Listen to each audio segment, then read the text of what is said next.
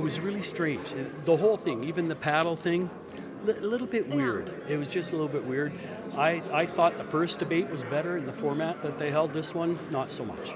I feel like I learned more about Tom Clark than I did about the candidates at one point. I think you're right. I think it was the Tom Clark show tonight. Yeah. Mr. Baber, what was the last thing that you binge watched on TV?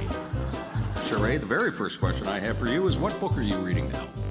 What book are you reading now? But when you have the opportunity to sit down and listen to some music, what do you listen to?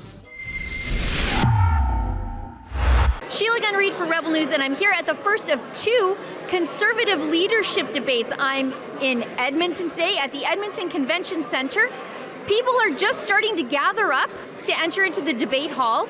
The liquor has sort of started to flow. People are ready to talk, I think. The mainstream media is here, but I feel like this crowd is going to be more eager to talk to us than they are to the CBC. I want to ask them before the debate what they expect to hear tonight, or what they would like to hear tonight, and then after the debate, I'd like to ask them who they thought won, because I think there's going to be a stark disconnect between who the people think won versus who the mainstream media would have you believe won. If you'd like to see all of our coverage from the campaign trail, be sure to visit leadershipreports.ca. Now let's go check it out. Okay, I wanted to ask you, what are you expecting of the debate tonight? I'm just expecting to hear a lot of what their platforms are. I'm expecting to hear how they're going to help Canada be back to what it was before all the scandals, before you open the newspaper, and what are the Liberals saying today. I want to hear how they're going to stand up to the twosome and not possibly have a threesome. So I'm here obviously for Pierre, and I just really want to hear how we are going to get Canada back to the freedom, AAA status, back to everything of how it used to be. Well, I'm hoping to hear some straightforward answers on policy positions and really what these guys are all about. Now, what is your number one issue that you hope they address? Well, I really think I've never seen Canada so divided. And do we have leadership that can draw us back together? I know you're all busy. I know that you've got stuff that you're doing right now. But when you have the opportunity to sit down and listen to some music, what do you listen to? Hopefully some good, healthy debate on real issues. And I think that's what we'll get. From what I've seen so far, these candidates or these people that are running are actually, I think they're getting into it. And I think it's going to get better each one that goes along. So I'm expecting some good, heated debate. And there are a lot of people who want to know this. It's not just me, trust me. But Mr. Baber, what was the last thing that you binge watched on TV? What's your number one issue? Number one issue is Canadian sovereignty and freedom, individual freedoms. Those are if I was to say, those are the two things that I think right now have gone awry completely. If those get in order, I believe the rest of the country will fall into order. Freedom, getting our freedom back. Being able to get on a plane, go to see my place in Mexico, which I haven't been to for 3 years. Wow. My wife and I. And enjoy some life again, Get back to work, Got a job, got to drive there, can't fly there, got to drive all the way to work. 8-hour drive there, 8-hour drive back. Not allowed on the plane. Got to get fair, got to get even with all the people in Canada, got to be treated fairly and treated the same. We're all Canadians, and I think the truckers rally in Ottawa showed that. All the support from Canadians from all walks of life, all nationalities, new Canadians, older Canadians, young Canadians, children, grandparents. That's where it's at. For me, the Conservative Party of Canada is in trouble in Alberta already, because they haven't represented our values. And I believe if John Charest ends up being the leader of the Conservative Party of Canada, it just hastens the demise. Yeah, we're going to see more of that vote split, I predict, that cost Kerry Diott his seat. Yeah, exactly. I mean, and some of it going left. I mean, some people in the Maverick Party and the PPC are working very hard, a lot of good people. I mean, maybe they'll get stronger. I mean, yeah, let's expect and demand Conservative representation. Now, under the dome, what are you working on? Oh, working on lots of things. The 18th, of course, the finalization of Jason Kenney's failed leadership. That's the next big thing to happen. I'm talking to many of my colleagues about plans for doing something after and how we return economic freedom, individual opportunity, and conservative values to Alberta. Jason Kenney so hasn't met expectations. So in a more individual way or a more pinpointed way, I think Alberta needs its own written constitution so we can stop this growth of government. We need meaningful citizen-initiated referendums so every Albertan can be involved. We need to end the 2% small business tax. We need to get back to our 10% flat tax. Those are the things I've been working on. I'm not impressed at all what's happened in Ottawa the last years. It's an embarrassment to be a Canadian abroad. So I'm really excited of the candidates that we have to choose from here.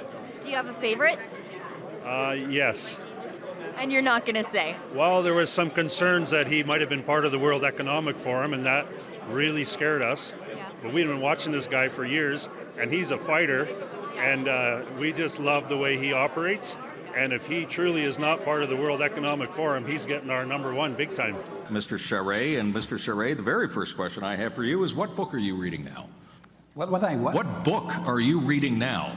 Well, Jordan Peterson's 12 Rules. Great book, and a lot of good lessons. We all need to improve ourselves, and I think he has a lot of good wisdom in that book that could help anybody.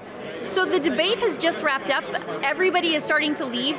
We sort of didn't get to talk to all the people we wanted to after the debate because we had to hustle to the front of the scrum so that we could ask questions.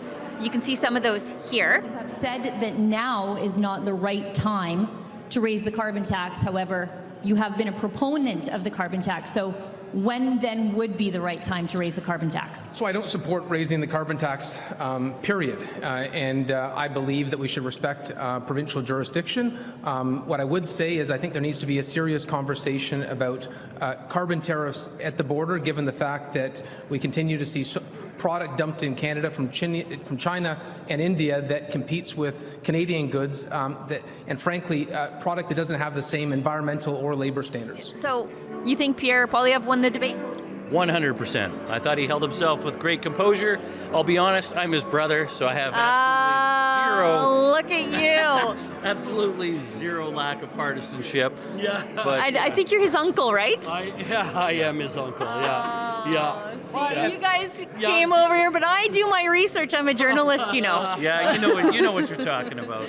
You know what? I wasn't crazy about the format tonight. Okay, perfect. That's what I wanted to ask you about because I think you guys are a little bit partisan with who won the debate. But what did you think of the format? I didn't think it was a good format. Yeah. I really didn't think. You know, the irony of this was everybody was talking about freedom, but yet we were restricted from cheering for the candidate that we liked. Yeah, that was weird. Yeah, it was really strange. The whole thing, even the paddle thing, a little bit weird. It was just a little bit weird. I thought the first debate was better in the format that they held. This one, not so much. I feel like I learned more about Tom Clark than I did about the candidates at one point. I think you're right. I think it was the Tom Clark show tonight, not really a debate.